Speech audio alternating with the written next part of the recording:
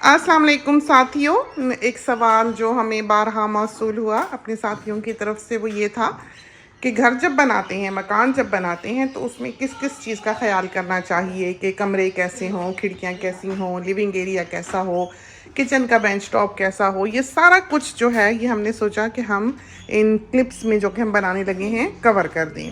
तो जैसा घर है वैसा ही आपको दिखाने लगे हैं। सुबह से तैयारी बांधी हुई है कि हम अपने साथियों के लिए ये क्लिप तैयार करें, लेकिन मौका ही नहीं मिल पाता है। तो अभी ऐवान को उसकी मम जो है वो लंच देने लगी हैं और अम्मी को भी लंच देना है। लेकिन देखें साए जो हैं वो लंबे हो गए हैं, विंटर है, हमने भी रोब पहना हुआ है। तो किचन का जो बेंच टॉप आप लें पत्थर का, वो ऐसा लें जो बहुत डेंस बना हुआ हो, कस के बना हुआ हो। उसमें यह है कि फिर गैप नहीं होता, एयर नहीं होती। अगर वो कस के बहुत बारीक पार्टिकल्स का बना हुआ है पत्थर होता, वो बहुत हैवी है, बहुत भारी है। अगर वो ऐसा बना हुआ है तो उसमें फिर चीज़ एब्जॉर्ब नहीं होती। तो यही वजह है कि हमारा बेंच टॉप जो है वो आपको स्टेनलेस दिखाई देता है। और वैसे था भी ये टॉप ऑफ द लाइन, इसमें 3-4 कलर्स ही थे और ये बात जो है हम आपको पहले भी बता चुके हुए हैं। और ऐवान का लंच ये देखें। बेटा इसको ड्रिंक दे दो। और बाकी चीज़ें जो हैं वो तो हम आपको साथ साथ बताएंगे, लेकिन जो सबसे इम्पॉर्टेंट चीज़ किचन में हमारे लिए बहुत ज़रूरी है, बहुत ज़रूरी है, वो है एग्जॉस्ट। कि हम लोग पकाते हैं ऑयल के साथ, हमारी कुकिंग जो है वो काफ़ी हैवी होती है। रोटियां भी पकानी होती हैं और तलना भी बहुत होता है, भूनना भी बहुत होता है, प्रेशर भी देना होता है। तो ये सारी चीज़ें जो हैं ये घर में भरती हैं। तो आपका जो रेंज हुड है, एग्जॉस्ट है, वो बहुत अच्छा होना चाहिए। उसकी पावर बहुत होनी चाहिए, उस फैन की पावर। जब हमने ये रेंज हुड लिया तो हमने इसको इसलिए लिया था कि इसके नीचे अगर पॉट आप रखें और इसको ऑन करें तो वो पॉट जो है वो नीचे नहीं गिरेगी। इतना इसमें सक्शन अच्छा है कि वो पॉट को ऊपर ही पकड़ छोड़ता है। यही वजह है कि आज तक यही रेंज हुड आपको हमारे घर में दिखाई देता है, बहुत अच्छा रहा है। और इसका जो आउटलेट है वो घर के बाहर है।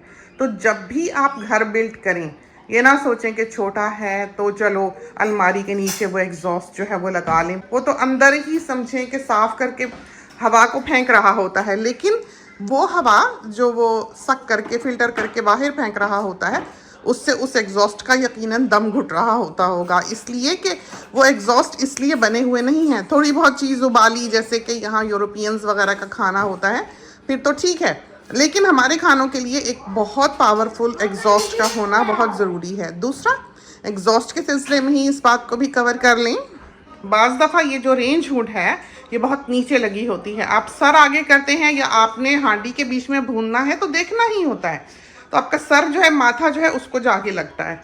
बहुत कॉमन चीज़ है ये, हर दूसरे घर में ये इशू जो है वो होता है। और सबसे बड़ी मुश्किल ये होती है कि अगर आप उसको बहुत ऊपर कर दें, अव्वल तो जो प्रोफेशनल्स होते हैं, जो रेंज हुड लगाने वाले होते हैं, वो एक कानून के मुताबिक इसको लगा सकते हैं।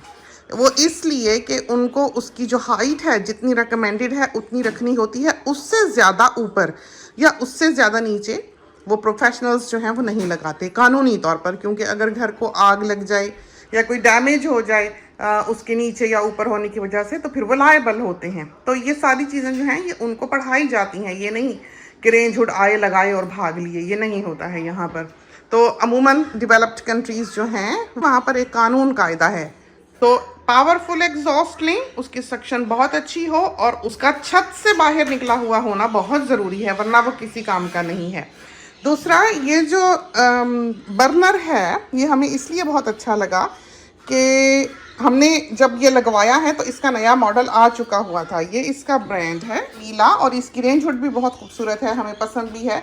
जब ये बैठेगी हमारी रेंज हुड तो हमने वो लगवानी है, लेकिन अभी हम इसको छेड़ना नहीं चाहते क्योंकि ये हमें बहुत पसंद है।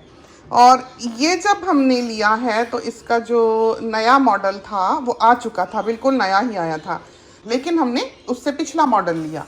उस वक्त ये अवेलेबल था, अब शायद ये अवेलेबल ना हो। नए वाले में कड़े जो हैं वो जुड़े हुए हैं, ये जो क्लॉज हैं ये जुड़े हुए हैं, तो हमें वो अच्छे नहीं लगते। हमको ये इंडिविजुअल्स जो हैं ये बहुत अच्छे लगते हैं कि हमने उठाया, डिश वॉशर में डाला और ये धुल गए, साफ़ सुथरे हो गए। फिर ये है कि लाइट इसकी अच्छी हो, जैसे कि ये है।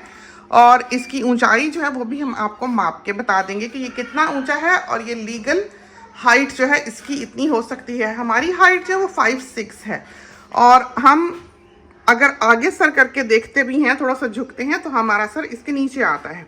तो ये नहीं है कि ये हमारे सर पे लगता है या माथे को लगता है, लेकिन जो मैक्सिमम हाइट चूल्हे से इसकी होनी चाहिए, अलाउड है, वो हमने रखी हुई है।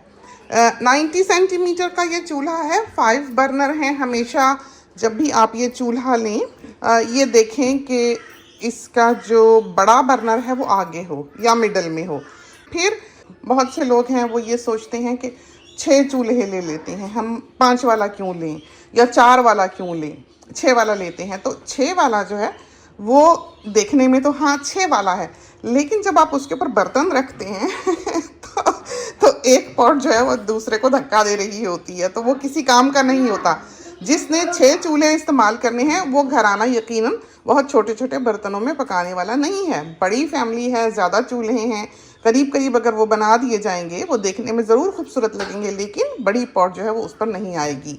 तो यही वजह है कि ये बीच में जो है ये बड़ा है, हमें ये बहुत अच्छा लगता है, और ये पीछे वाला जो है वो छोटा है, और ये वॉक बर्नर है। तो इनको कभी भी खुद से फिडल ना करें कि गैस कम हो गई या सफाई कर लें या कुछ कर लें, तो बहुत नपी तुली ये चीज़ें होती हैं।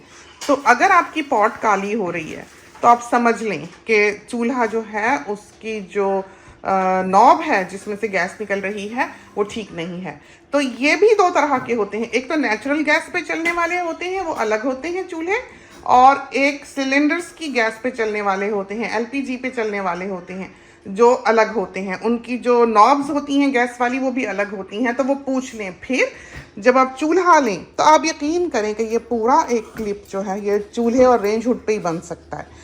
इसमें इतनी डिटेल दरकार है, इसको इतना समझना ज़रूरी है, क्योंकि आपकी शादी इससे हुई होती है तो जाहिर है शौहर को अच्छा ही होना चाहिए।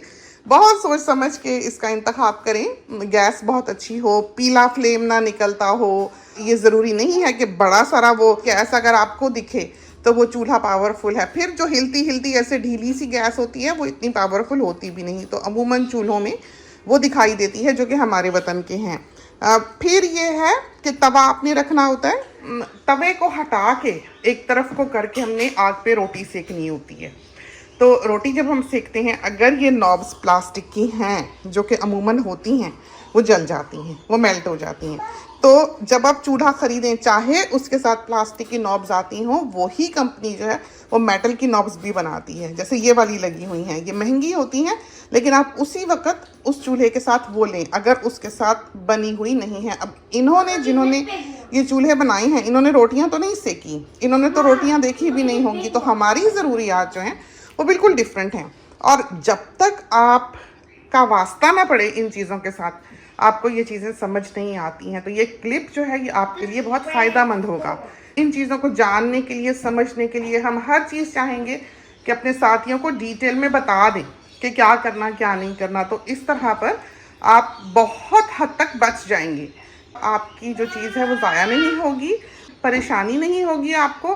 तो कभी भी सुपरफिशियल ब्यूटी पे ना जाएं कि ये खूबसूरत है या ये है। और हाँ, अगर एक महंगा ब्रांड है, एक अच्छा ब्रांड है, तो वो यूं ही पैसा नहीं लेते हैं, वो चीज़ अमूमन अच्छी ही बनाते हैं। लेकिन ये बात भी आप जहन में रखें कि अच्छे ब्रांड की एक सस्ती चीज़ की क्वालिटी वो नहीं होती है जो कि महंगी चीज़ की होती है। तो जैसे चूल्हा वगैरह है वो एक इन्वेस्टमेंट है, वो आपकी ज़िंदगी की ज़रूरत है, तो आपने इसके लिए बहुत कुछ देखना भालना होता है।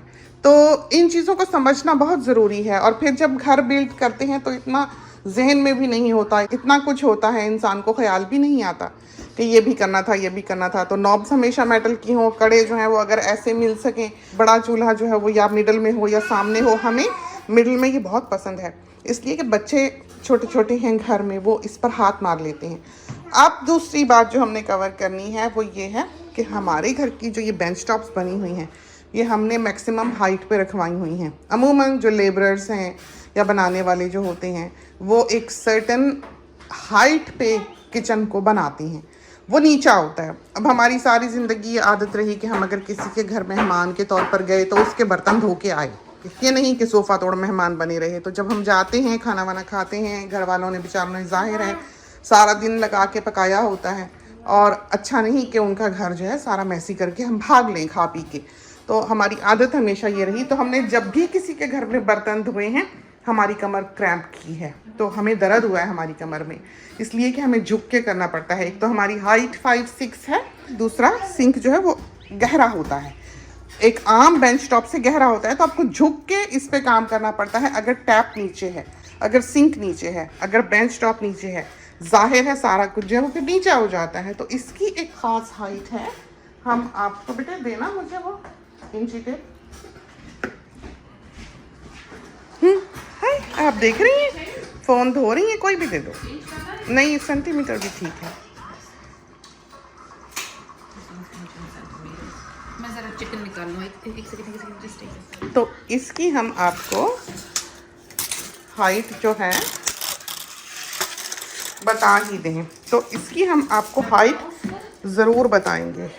ये देखिए, ये देख लेंगे, इसकी हाइट है 93 सेंटीमीटर। फिर रेंज हुड जो है ये हम आपको बताते हैं, और रेंज हुड जो है 72 सेंटीमीटर पे लगी हुई है। तो ये एक लीगल मैक्सिमम हाइट है जो आप रेंज हुड की रख सकते हैं, और होनी भी इतनी ही चाहिए, इससे नीचे नहीं होनी चाहिए, वरना जब आप पॉट पे झुकेंगे शुरू में जब आप मकान बनाएंगे तो आपका सर जो है उसको लगेगा माथे पे, बहुत ज़ोर से रेंज हुड जो है वो लगा करती है। तो ये दोनों चीज़ें जो हैं ये हमने आपको बता दी।